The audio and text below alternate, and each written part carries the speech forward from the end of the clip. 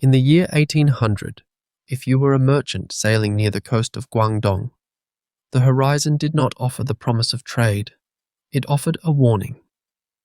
You would see them first as small, dark specks against the glare of the South China Sea, but they grew quickly. Within hours, those specks became hundreds of heavy wooden junks, their sails catching the wind like the wings of a great, predatory bird. This was the Red Flag Fleet, and they were not merely a gang of thieves. They were a maritime shadow that stretched from the Pearl River Delta to the edges of the Malay Peninsula. At the center of this chaos stood Zheng Yi. He was a man who understood that power in the water did not come from luck, but from scale. He had organized a loose collection of outlaws into a confederacy so vast that the Qing Dynasty could not simply ignore it. To sail against him was to sail against a floating city.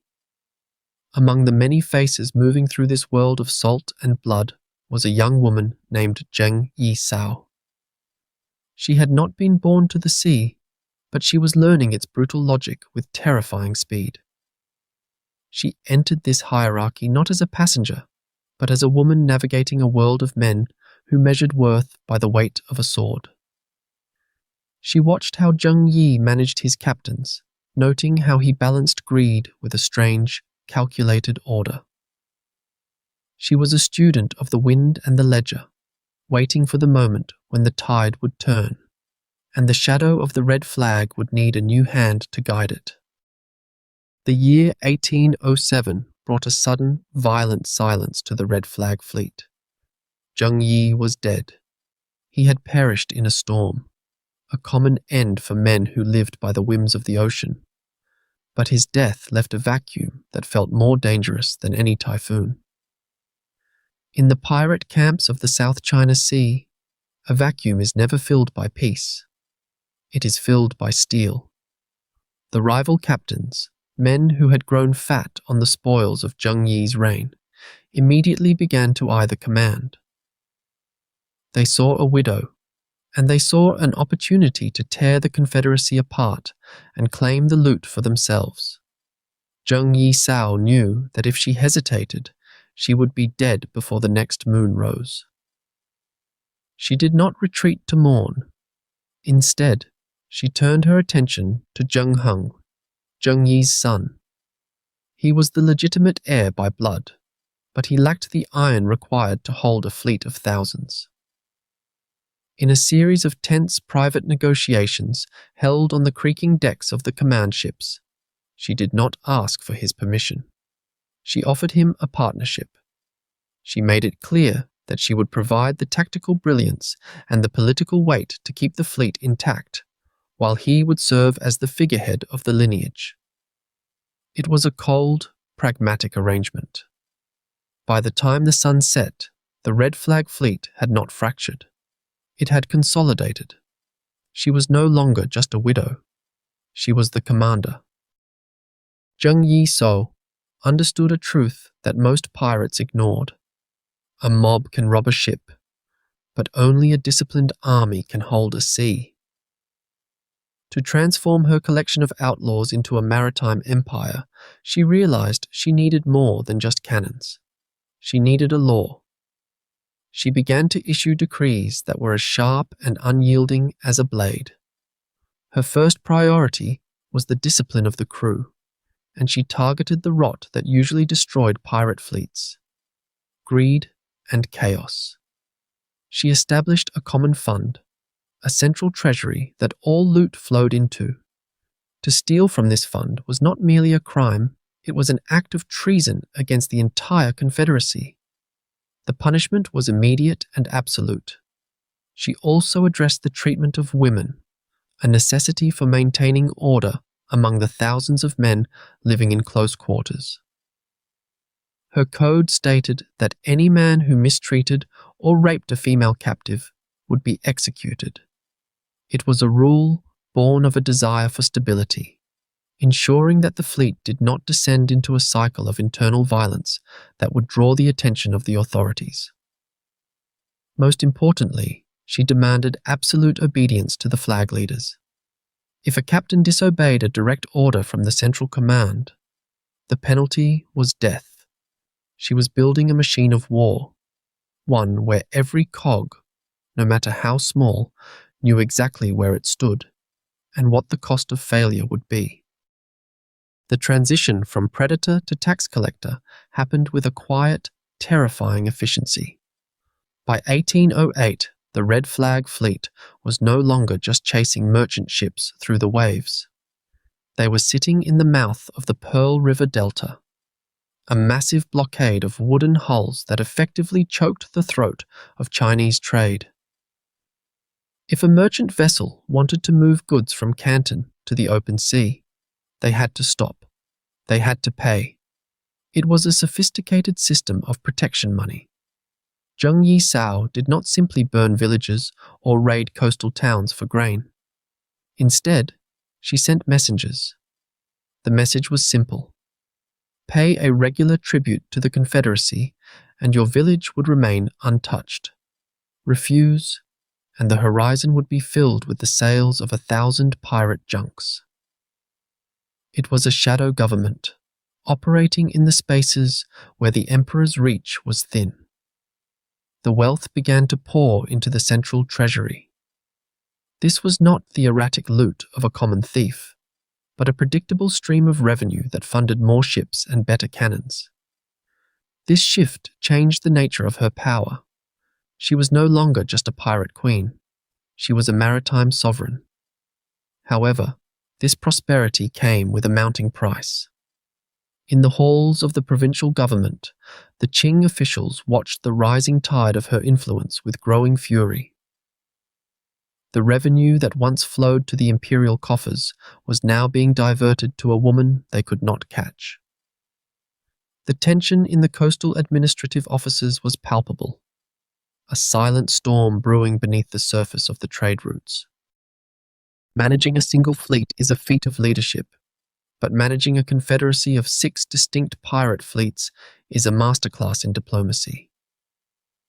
The red, black, white, blue, yellow, and green flag fleets were not a single, unified army. They were a collection of fiercely independent men, many of whom had been captains under her late husband, Zheng Yi. They were men who were used to being the masters of their own decks. Zheng Yi spent much of her time on the riverbanks and on the command decks, acting as the ultimate arbiter. She held massive councils where the commanders of the different fleets would gather. These meetings were often volatile. One afternoon, a dispute might erupt between the Black Flag and the Blue Flag fleets over the division of a captured shipment of silk. A commander might argue that his men took the most risk, while another might claim his territory was encroached upon. She resolved these conflicts with the same iron code she used for her sailors. She did not rule by charm alone, but by the absolute clarity of her law. If a commander's greed threatened the stability of the Confederacy, she applied the penalty of death without hesitation. Beyond the politics, there was the sheer, staggering scale of the logistics. She had to coordinate the movement of tens of thousands of sailors, ensuring that food, gunpowder, and fresh water were distributed across hundreds of vessels. It was a massive, drifting city of wood and sail, held together by her singular will. The Qing Dynasty could no longer ignore the shadow cast over the South China Sea. The loss of tax revenue and the humiliation of the blockade had become a political crisis that the emperor could not overlook. In response, the imperial government launched a massive naval crackdown. They began mobilizing the provincial navy, commissioning heavy war junks, and gathering the finest artillery the empire could provide.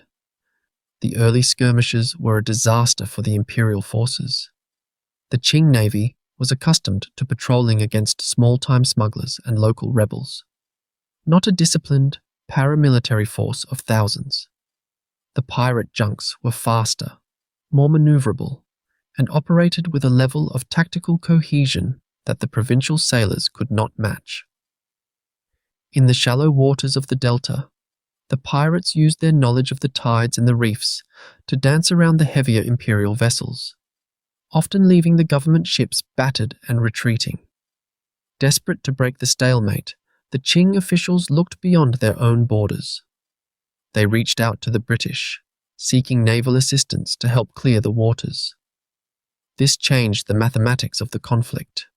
Suddenly, the pirates were not just facing the old, slow bureaucracy of the Qing, but the rising industrial power of the British Royal Navy. The horizon was no longer just filled with the sails of the red flag, but with the dark, heavy silhouettes of foreign warships. The war for the sea was about to become much more complicated. The night air over the Pearl River Delta did not smell of salt anymore. It smelled of sulfur and scorched wood. When the British warships arrived, they brought a different kind of violence. Their heavy cannons could reach out and shatter a junk before the pirate crews could even see the color of the enemy flags. The chaos of a night engagement became a recurring nightmare for the Confederacy. In the darkness, the horizon was a jagged line of orange flame. Zheng Yi watched from the deck of her flagship as the water boiled with the impact of iron shot. She knew that raw firepower would eventually win the war of attrition. To counter the heavy metal of the Imperial and British ships, she turned to the oldest trick in the maritime playbook. She ordered the construction of fire ships. These were small, fast vessels, packed to the gunwales with dry brush, oil, and combustibles.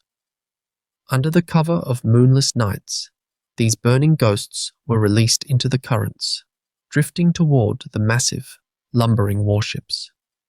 It was a desperate, beautiful dance. The fire ships would strike the hulls of the heavy vessels, turning the sea into a ring of hell. Yet, the pressure was mounting from every direction. It was no longer just a battle of ships. The Qing government was tightening its grip on the coast, turning the very land against the sea. Coastal batteries were being erected to sweep the shallows, and the supply lines that fed the pirate fleets were being choked off. The pirates were being hunted by the land and the sea simultaneously.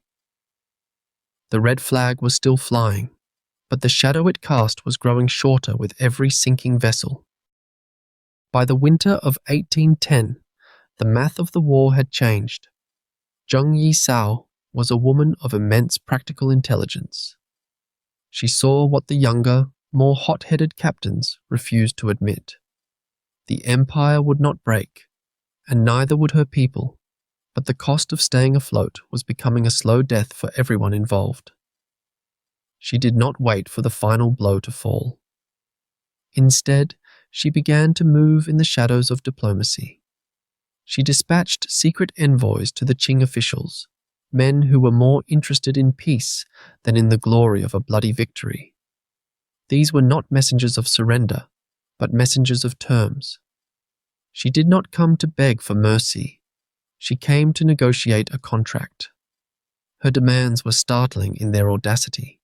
She demanded full amnesty for every single member of the pirate confederacy. She refused to let her people be hunted as criminals once the guns fell silent. More importantly, she insisted on the retention of their wealth. The pirates had spent years taxing the trade routes and seizing the riches of the coast. To return empty-handed would be to betray the very men who followed her. She demanded that the captured wealth remain with the fleet, and she sought a way to turn her maritime empire into something the government could actually recognize. She was playing a high-stakes game of poker with the fate of thousands, betting that the Qing officials were just as tired of the war as she was. The ink on the surrender terms was barely dry before the world began to tilt on its axis. In a series of stunning reversals, the woman who had once been the most feared outlaw in the South China Sea became a pillar of the very society she had terrorized. The official signing of the surrender terms in 1810 did not result in a mass execution. Instead, it resulted in a massive administrative reorganization. The Qing government, realizing they could not kill the pirates, decided to hire them. In a move that stunned the local provinces, many of the former Red Flag sailors were integrated directly into the regular Qing military. They were given commissions, uniforms, and a legal reason to carry weapons. They went from being the wolves of the sea to the hounds of the empire, patrolling the same waters they once ruled by force. Zheng Yi herself navigated this transition with a quiet, calculated grace. She did not flee into the mountains or hide in the wreckage of her former life. She moved toward the bustling streets of Canton, settling into a life of civilian commerce. She became a businesswoman, using her vast knowledge of trade and her remaining connections to navigate the legitimate markets. The pirate queen had achieved the impossible. She had fought an empire to a standstill. And then, with a single stroke of a pen, she had convinced that empire to let her keep everything she had won. By the time the dust settled in Canton, the woman who once commanded 80,000 sailors was a fixture of a very different kind of commerce. Zheng Yi did not fade into obscurity or vanish into the mountain mists. Instead, she leaned into the noise of the city. She settled into the bustling life of a businesswoman, eventually finding her rhythm in the management of a gambling house. It was a fitting occupation. The sheer mind that had once calculated the risks of a naval blockade now calculated the odds of a dice roll. She understood the mechanics of greed and the psychology of the desperate, skills that served her well in the crowded streets of the Pearl River Delta. There is a profound, almost quiet absurdity in her end. Most stories of the sea end in a watery grave or a hangman's noose, but she lived to see the grey hairs of old age. She watched the world she had once terrorized continue to turn, while she sat in the shade of legitimate prosperity. To most of the Qing officials, she was a ghost of a chaotic past, a problem that had been solved through paperwork rather than blood. But to the sailors who still haunted the coast, she was something much more significant. She was a rarity in a world of violent ends. In the history of the South China Sea, very few people ever managed to outrun the consequences of their own ambition. Zheng Yi did not just survive the empire, she negotiated with it. She retired not as a fugitive, but as a woman who had played the highest stakes game in the world, and walked away with her head and her wealth intact. She left behind a legend that whispered of a woman who had looked at a dragon and refused to blink.